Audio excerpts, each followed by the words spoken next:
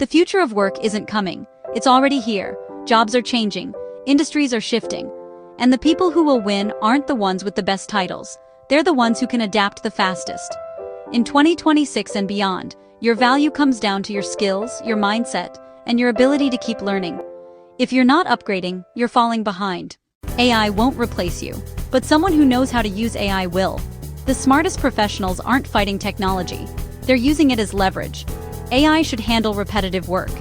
You focus on creativity, judgment, and decision-making. That's how you stay relevant. In the future of work, your resume won't matter if no one knows you exist. Attention is the new currency. Creating content isn't about showing off. It's about sharing what you're learning and what you stand for. One platform, one message, one audience. Visibility creates opportunity. You don't need to be perfect to create content. You just need to be real.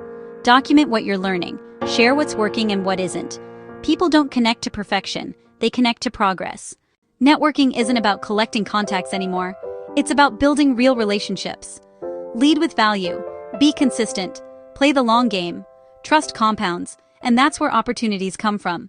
Motivation comes and goes. What actually builds success is consistency, strong habits, simple systems, daily execution. You don't need to do everything. You just need to do the right things, consistently.